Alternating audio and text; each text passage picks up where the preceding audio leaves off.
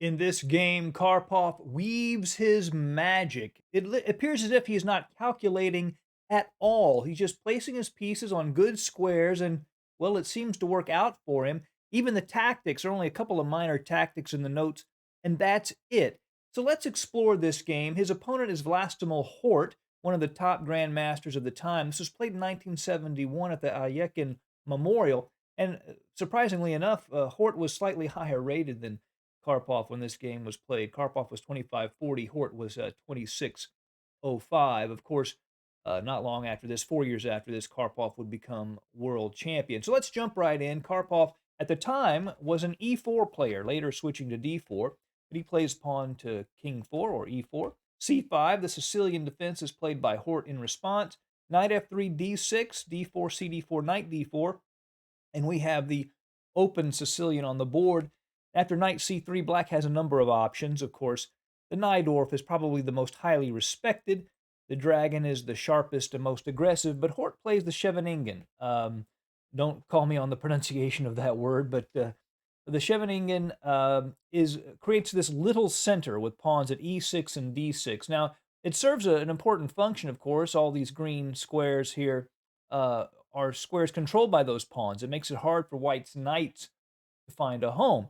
But later, black would like to advance one of these pawns to maybe e5 or d5 and get a little more space in the center as well, and it's a preparation for that idea. But one of the problems is that it blocks this bishop's control of this diagonal, and Karpov takes immediate advantage of that with g4, what is known as the Keres attack. Probably the best approach to this opening. Immediately threatening that knight on f6 and threatening to kick it away. Usually black will play h6 to stop that, and white will play h4, rook g1, etc. But here Hort just plays knight to c6. Just says, I'll let you kick my knight. I just want to get my pieces out. G5 is played. The knight goes to d7. Karpov plays the bishop to e3. Simple development. And a6 from Hort. This controls the b5 square, so a knight or bishop can't get in. Also, it prepares future expansion on the queen side for black. b7, b5. His bishop can go to b7, and so forth. So Karpov plays f4, continuing to gain space on the king side. For the moment, he keeps a knight out of e5, and he would like to play f4, f5, and gain further space and attack on the king side. Bishop to e7 from black, putting pressure on g5, so if f5 is played, he could take that pawn. So rook to g1. Karpov just wants to keep that pawn defended so that he can go ahead and play this f4, f5 push and gain that space. Here, knight takes d4 was played, and queen takes d4. And the queen is very well placed in the center. Of course, it's attacking g7 for the moment, but notice because black's knight is on d7, he can't just play knight to c6 and hit the queen immediately. So it's not so easy to dislodge that queen from its central position. So Hort decides to do it in another way. He actually plays e5 in this position. So it does hit the queen, but it also makes some structural concessions in terms of his pawn structure. After the queen moves back, ef4, bishop takes f4, we can see this new structure. Both sides have isolated pawns, white at e4, black at d6, and both have nice squares for their pieces.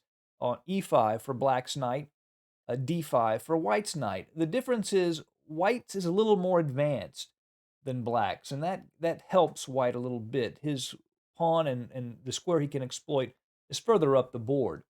Knight to e5. Hort immediately puts his knight on this square. And in a lot of these Scheveningen and Najdorf structures, black will often try to get a knight on e5. If the knight is solid on that square, it's a very difficult piece for white to deal with.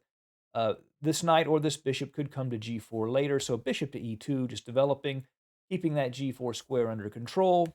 Bishop to e6 to help control d5 a bit, and immediately Karpov goes in with his knight, putting it on that strong d5 square. Now, the knight can be captured, but if it's taken, black has to make a couple of concessions. First, white's pawn will be on d5 with more space, and he'll have to give up the bishop pair.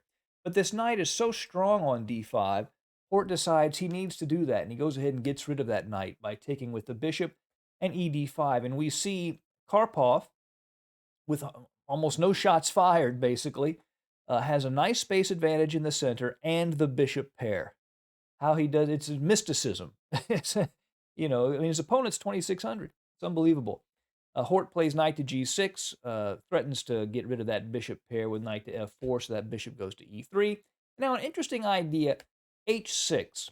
Basically, what he wants to do is clear this diagonal so that he can check Karpov from h4 and unsettle his king in his position, and he's willing to give up a pawn to do that. So Karpov goes ahead and takes that pawn. And after bishop to h4 check, he doesn't make the mistake of bishop to f2, blocking, because then after bishop f2, king f2, queen to h4 check, he has an exposed king, and black is doing very well. He's attacking the king, attacking the h2 pawn, and Karpov does not want that. So he plays king to d1, which is a bit of a concession. Obviously, he cannot castle now since he's moved his king, and this rook on a1 isn't too happy because it's going to take a while to get that rook out. But he does have material, and he does have the space and bishop pair, as we already mentioned. Pawn takes now, bishop takes h6. So Karpov does have his material in exchange for this disadvantage of his king placement. And Hort's king is still in the middle of the board, too. So in that sense, it's fairly even. The bishop comes back to f6, aiming at the pawn at b2. Karpov plays c3. That blocks this bishop on the diagonal, but he'd like to play king to c2 and then shift this other rook into action, sort of artificially castling on the queen's side. Bishop to e5, attacking the pawn at h2 is played, and here Karpov makes a very strong move. Rook to g4. This is a very Karpovian-like move, one that's sort of a mystery to many of us. Basically, it's a move that controls a lot of key squares. It keeps the queen out of h4. The queen can't check. Oh, well, wouldn't be a check, but it could cause some real trouble on h4. And the rook itself is on this nice rank, controlling a lot of key squares. Maybe go to b4 and attack b7. A very strong move from Karpov. One of those moves that kind of separates him from everybody else, really. Queen to f6 is played, and now h4. This rook also supports the h-pawn advance. It's his extra pawn. He wants to advance it. It's passed. He's threatening h5, hitting that knight, and that pawn can get very fast. So Hort plays queen to f5, trying to control that square so Karpov's pawn cannot advance. Now rook to b4, as we mentioned, putting pressure on the b7 pawn. Bishop to f6. Hort says, you can have that pawn. I need to get rid of this very dangerous h-pawn. But Karpov says, not yet. And we see this bishop at e2 supports that pawn, and it's attacking the knight on g6. So that knight moves to e7. And Karpov does not mess with that pawn on b7. Instead, he plays rook to f4. What he wants to do is to push that queen away from this diagonal so he can move his king to c2 and then activate the other rook. The queen goes to e5 in this case, rook to f3, and long castling was probably the best decision here. He may not get another chance to do it, but instead Hort goes ahead and takes that pawn on d5, and he restores material equality. That pawn was grabbing space for white. The problem is he's now loosened up this d file, and Karpov immediately takes advantage of that with rook to d3, attacking the knight and, of course, the pawn, the d6 pawn behind it. Hort decides to take that bishop at h6. This is probably the closest thing to a tactic in the game. If Karpov were to take the rook on h6, then knight to f4 does do some decent counterplay for black. Rook d2, he can play king to e7, and the other rook is threatening actually to trap the white queen. So queen to h7, rook h8, queen c2, and then rook to g8. And the threat of rook to g1 would be quite dangerous for Karpov, but he just doesn't bother with that. He goes ahead and takes the knight at d5 instead and avoids that variation altogether. Queen to e4, still trying to keep that king from playing c2, but obviously there's a lot of sensitivity here with the queen in front of the king. So how does Karpov exploit that? Very simple. Notice it's all sort of one move, two move kind of situations. There's no long calculations at all.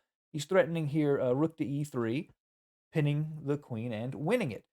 The queen goes to h1 with check, king to c2. Now he can take this rook, but his own rook is hanging on h6, so it's not the win of material. And he goes ahead and takes that rook, and Karpov takes the rook at h6. Now he's threatening that bishop on f6, and something needs to be done. The bishop goes to e5, and queen to g5. What a beautiful multi-purpose move. First, it keeps black from castling queenside. Second, if that king were to go to d7, then the queen could just take the bishop because there's a pin on that file. He's also threatening a check, and then when the king moves, he would pick up the other rook and obviously have a decisive material advantage. Not to mention, most importantly, the main trump he's had the whole game, this powerful passed pawn. Now, in this position, Port's time ran out, but he is completely lost. And let me show you why that is. He's totally lost. He could actually resign here. He wouldn't, but he could because it's over. King to f8's the one move, right? He needs to stop this check, picking up his rook. Just advance the pawn with a threat of h7, and now queen to g8. You bring the queen behind the pawn. Bishop to f3 attacks the queen, and the queen moves with check. Just block it with the rook. Now queen to f4, offering the exchange of queens, and Karpov could actually go ahead and do that. After bishop to f4, h7, king to g7, now rook to f2. This is actually a little tactic, but didn't actually occur in the game. This is after the game. And if he were to take the king, then bishop to e4 check, and he would win that bishop on f4. So after bishop to e3, the rook moves attacking. Then bishop can take on b7, and the rook goes to h8, bishop to e4, and the bishop holding onto that pawn at h7 is decisive. The rook will check on g2, pushing the king another file away from that pawn, and he's completely lost in that position. Real chess voodoo from the legend, the 10-year world champion, Anatoly Karpov, winning a game without firing a shot. Thank you for joining us at Chess Dog. See you again soon.